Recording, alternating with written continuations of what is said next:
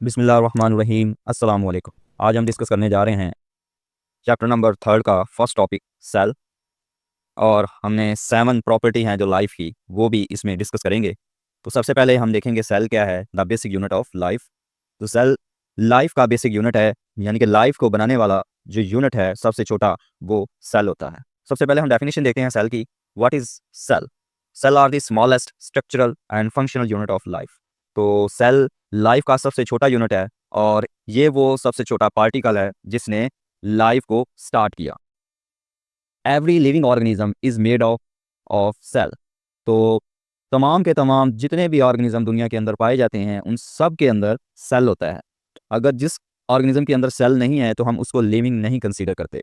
जिस तरह वायरस है, तो वायरस माइक्रो ऑर्गेनिज्म है लेकिन हम इसको लिविंग कंसीडर नहीं करते। इसी वजह से नहीं करते क्योंकि इनके पास सेल नहीं होता।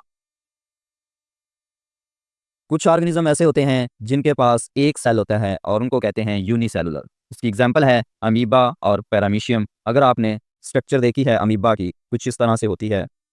तो ये एक ही सेल की बनी होती है। इसके अंदर डिफरेंट इसके ऑर्गेनेले होते हैं जो इसकी बॉडी के फंक्शन परफॉर्म करते हैं। इसी तरह बैक्टीरिया की स्ट्रक्चर देखें तो वो भी एक ही सेल होता है और उस सेल के अंदर डिफरेंट इसके पार्ट्स होते हैं जो डिफरेंट फंक्शन परफॉर्म करते हैं। तो ऐसे ऑर्गेनिज्म को क्या कहते हैं? यूनिसेलुलर कहते हैं, जो एक सेल के बने होते हैं। नेक्स्ट, ऐसे ऑर्गेनिज्म जो एक से ज़्यादा सेल के बने हों तो उसको मल्टी सेलुलर कहते हैं। जिस तरह ह्यूमन है, ह्यूमन एक बहुत सारे सेल्स से मिलकर बना है तो इसको हम मल्टी सेलुलर कहते हैं। इसी तरह प्लांट है, तो प्लांट के अंदर भी बहुत सारे सेल होते हैं तो इसलिए हम उसको क्या कहते हैं? मल्टी सेलुलर कहते हैं। नेक्स्ट, अब हम देखेंगे 7 करेक्टर ऑफ लिविंग सेल। एक सेल के अंदर 7 करेक्टर कौन कौन से हैं, अब हम वो डिस्कस करने जा रहे हैं। 7 करेक्टर ऑफ लिविंग सेल के सेल के अंदर कौन से 7 करेक्टर हैं तो हम उसको सेल कहेंगे। तो सबसे पहला है मूवमेंट। ठीक है, अब इसको हम वन बाय वन डिस्कस करेंगे। तो सबसे पहले हम मूवमेंट को देखते हैं। तो फर्स्ट ऑफ ऑल जो फर्स्ट फंक्शन है सेल का वो मूवमेंट है, उसको हम देखते हैं। Cell move shift internal parts. तो सेल मूव भी करता है और सेल के अंदर डिफरेंट इसके पार्ट्स होते हैं, डिफरेंट इसके ऑर्गेनेले होते हैं। जिस तरह माइटोकॉन्ड्रिया है, इसको आप देख लें। ठीक है, इसी तरह ये एक ही जगह नहीं रहता, ये सेल के अंदर मूव करता रहता है। इसी तरह सेल खुद भी, कुछ ऐसे सेल होते हैं जो खुद भी मूव करते हैं। जिस तरह इसकी एग्जांपल है स्पर्म सेल। तो स्पर्म सेल जब फीमेल की बॉडी में जाता है तो ये स्विम करता हुआ फ्लैजेला की मदद से मूव करता हुआ उसकी बॉडी के अंदर मूव करता है और एग तक पहुंचता है। तो ये वो सेल है जो खुद मूवमेंट करता है। इसी तरह वाइट ब्लड सेल को देखें तो वाइट ब्लड सेल, जहाँ पर आपके बॉडी के अंदर कोई कट लग गया या कोई ऐसा जर्म्स चला गया तो उस जर्म्स को मारने के लिए और आपके जिस्म की हिफाजत करने के लिए फ़ौरन वाइट ब्लड सेल वहाँ मूव करके जाएंगे और अटैक करेंगे इन्वेडर्स के ऊपर। जो आपके जिस्म के अंदर दाखिल हुआ है उसको इन्वेडर कहते हैं। तो उसके ऊपर ये फिर वाइट ब्लड सेल अटैक करता है ताकि आपके जिस्म को बचाया जा सके।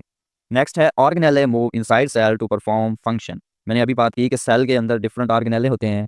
उन ऑर्गेनेले में कुछ ऐसे ऑर्गेनेले होते हैं जो अपना फंक्शन परफॉर्म करने के लिए मूव करते हैं। जिस तरह माइटोकॉन्ड्रिया है, वो अपना फंक्शन परफॉर्म करता है और साथ साथ सेल के अंदर मूव करता है। नेक्स्ट है न्यूट्रिशन।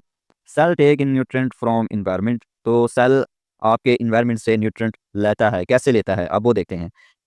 जब आप कोई फूड इंटेक करते हैं, जैसे आपने कोई फूड इंटेक की खाई है, वो आपकी इंटेस्टाइन में जाएगी, इंटेस्टाइन में जाएगी और फिर वहाँ से डाइजेशन होगी आपके फूड की इंटेस्टाइन के अंदर। तो इंटेस्टाइन के अंदर कुछ सेल होते हैं, वो सेल क्या करते हैं, आपके जो न्यूट्रिएंट हैं जो आपने फूड खाई उसके अंदर जो कह लें फ़ायदेमंद चीज़ें हैं, वो इंटेस्टाइनल सेल एब्जॉर्ब करके आपके ब्लड के अंदर शामिल कर देगा और फिर वो न्यूट्रिएंट आपकी पूरी बॉडी के अंदर मूव करेगा। जहाँ पर इस न्यूट्रिएंट की ज़रूरत होगी वहाँ पर ही वो यूटिलाइज हो जाएगा।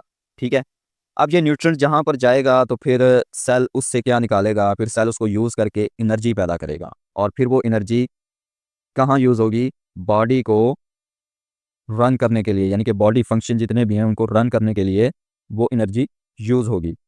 बुल्ड स्ट्रक्चर दूसरा काम क्या करता है? न्यूट्रिएंट को इस्तेमाल करके बॉडी के अंदर कोई स्ट्रक्चर डैमेज हो जाती है उसको रिपेयर करता है। जिस तरह सेल मेम्ब्रेन है, तो सेल मेम्ब्रेन प्रोटीन की बनी होती है और लिपिड्स की बनी होती है।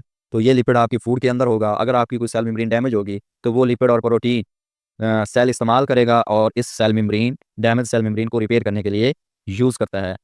स्पोर्ट केमिकल रिएक्शंस, इसके साथ साथ ये न्यूट्रिएंट जो आपकी फूड का हिस्सा थे उसको सेल डिफरेंट केमिकल रिएक्शन को चलाने में मदद इस्तेमाल करता है। जिस तरह कोई विटामिन है, आपकी फूड के अंदर कोई विटामिन आ जाए, तो विटामिन तो को एंजाइम होता है जो एंजाइम का पार्टनर होता है और एंजाइम को फंक्शन परफॉर्म करने में हेल्प करता है। ठीक है, तो इस तरह से आपके न्यूट्रिएंट किस तरह से सेल इस्तेमाल करता है डिफरेंट पर्पस के लिए। नेक्स्ट है respiration. Cell convert glucose into ATP energy. अब आपकी फूड के अंदर न्यूट्रिएंट थे, अब उस न्यूट्रिएंट के अंदर एक चीज़ होती है जिसको हम ग्लूकोज कहते हैं। ये ग्लूकोज वही इंटेस्टाइन एब्जॉर्ब करेगी और एब्जॉर्ब करके आपके ब्लड के अंदर शामिल हो जाएगा ये ग्लूकोज। फिर ये ग्लूकोज डिफरेंट सेल के अंदर जाएगा और वो सेल क्या करते हैं, वो सेल इस ग्लूकोज को यूज़ करते हैं और एटीपी बनाते हैं, यानी कि एनर्जी बनाते हैं।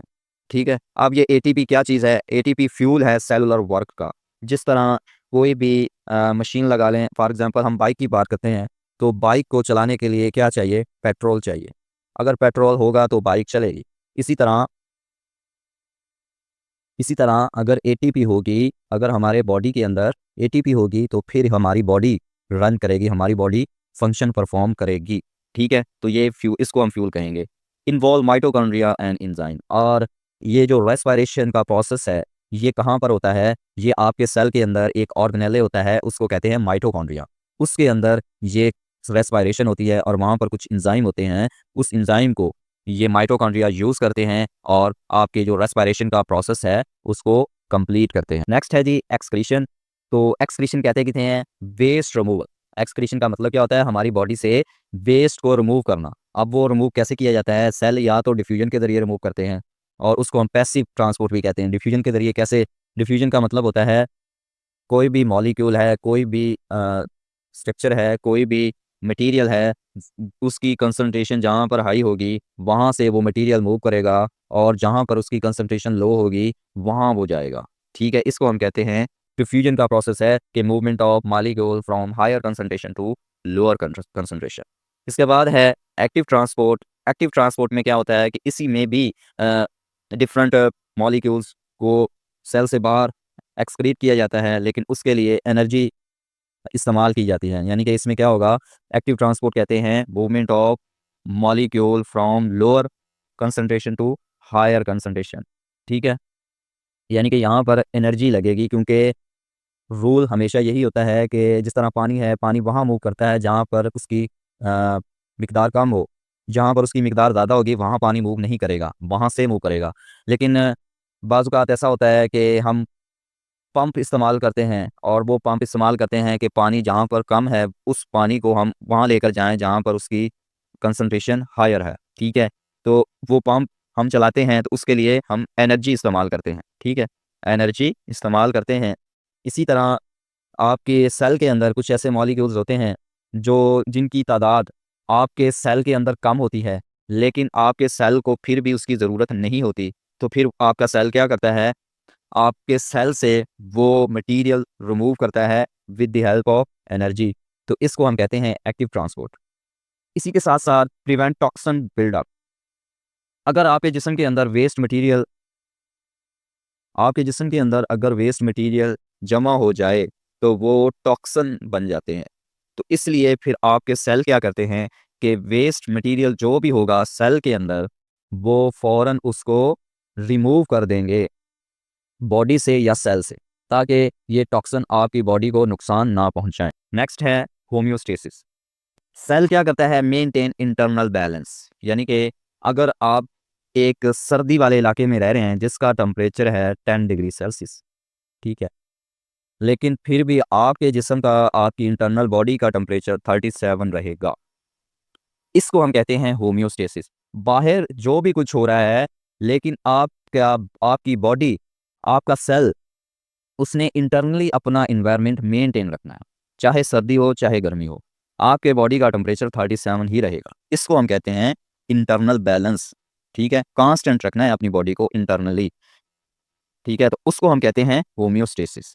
अब ये होम्योस्टेसिस कैसे काम करती है? Control movement of water. तो पहली बात क्या कि अगर आपके बॉडी के अंदर पानी की कमी हो जाए तो फिर भी ख़तरनाक है। अगर पानी ज़्यादा हो जाए आपके जिस्म के अंदर फिर भी ख़तरनाक है। तो इस प्रोसेस के ज़रिए, होम्योस्टेसिस के ज़रिए पानी की मूवमेंट को कंट्रोल किया जाता है ताकि ना बॉडी के अंदर पानी ज़्यादा हो और ना ही बॉडी के अंदर पानी कम हो। इसी तरह साल्ट की कंसंट्रेशन भी आपके जिस्म के लिए ज़रूरी है। ना इसको हम हायर में बेयर कर सकते हैं, यानी कि साल्ट कंसंट्रेशन अगर बॉडी के अंदर हायर हो जाए तो वो भी नुकसानदेह है, लोअर हो जाए तो वो भी नुकसानदेह है। तो आपका जिस्म फिर क्या करता है, साल्ट की मूवमेंट के ज़रिए आपके जिस्म के अंदर साल्ट को बैलेंस रखता है, ठीक है। इसी तरह आइंस हैं, तो आइंस भी हमारी बॉडी के लिए बहुत ज़रूरी होते हैं, लेकिन ज़्यादा हाई क्वांटिटी में आइंस भी आपके जिस्म के लिए ख़तरनाक है, ठीक है। और लोअर भी आपके जिस्म के लिए ख़तरनाक है, तो इसको भी बैलेंस रखना है आपके जिस्म के अंदर, तो वो किसके ज़रिए होगा, होम्योस्टेसिस के ज़रिए। इसी तरह कीप टेम्परेचर स्टेबल, तो टेम्परेचर को भी स्टेबल रखना है। मैंने अभी आपको बताया कि होम्योस्टेसिस क्या है, कि अपने जिस्म के अंदर आपका जो इन्वायरमेंट है वो कांस्टेंट रहना चाहिए। बाहर जो कुछ मर्जी हो रहा है, आपके जिस्म ने अपने इंटरनल इन्वायरमेंट को मेंटेन रखना है, कांस्टेंट रखना है। इसी तरह पीएच, आपके जिस्म की पीएच है, आपकी बॉडी की पीएच है 7.4, तो 7.4 से कम हो तब भी नुकसान है, ज़्यादा हो तब भी नुकसान है। तो ये 7.4 जो है ये भी कांस्टेंट रखनी है। वो किसके ज़रिए रखी जाएगी, होम्योस्टेसिस के ज़रिए। तो ये सेल बहुत ही इंपॉर्टेंट फंक्शन परफॉर्म करता है। नेक्स्ट है growth, increase in cell size और नंबर। तो आप खुद सोचें, जब आप इस दुनिया में आए तो आप क्या जो हाइट थी वो ऑलमोस्ट 1 फीट थी, ठीक है। लेकिन अब आपकी हाइट है 10 फीट, और सपोज 6 फीट, सॉरी। तो ये 1 फीट से 6 फीट हुई है, ये किसकी वजह से हुई है, ये हुई है नंबर ऑफ सेल इंक्रीज होने की वजह से, और दूसरा सेल के साइज बढ़ने की वजह से। अगर सेल का साइज ना बढ़ता और सेल डिवाइड करना रुक जाता, यानी कि सेल अपना नंबर ना बढ़ाता, तो फिर आपकी ग्रोथ नहीं होनी थी, आपकी हाइट नहीं बढ़नी थी। इसी तरह जब आप बचपन में थे तो आप थोड़े से वीक थे, ठीक है, लेकिन अब आप स्ट्रांग हैं उस बचपन वाली कंडीशन की निस्बत।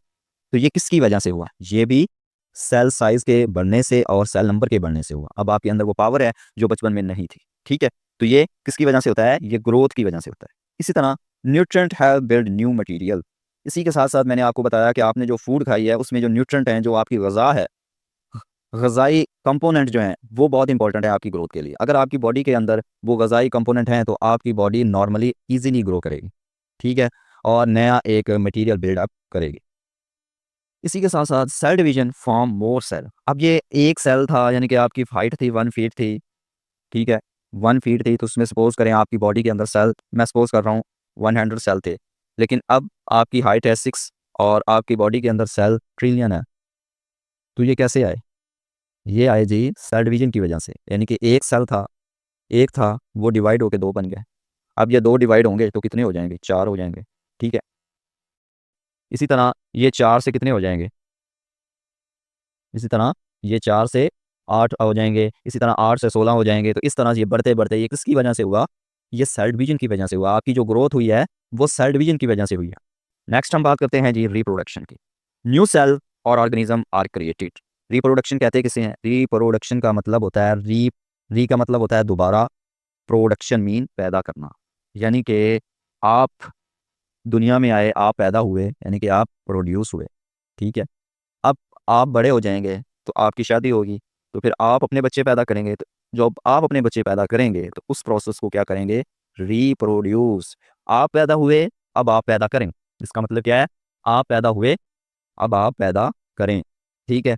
तो ये कैसे होगा, ये रिप्रोडक्शन के लिए हमारी बॉडी के अंदर 2 तरह के सेल डिवीजन होती है। एक को कहते हैं माइटोसिस। माइटोसिस का मतलब क्या होता है, यानी कि एक सेल है वो 2 सेल में ब्रेक होगा, फिर ये 2 सेल 4 में ब्रेक होंगे, इस तरह ये सीरीज, ये चेंज चलती जाती है, इसको हम कहते हैं माइटोसिस।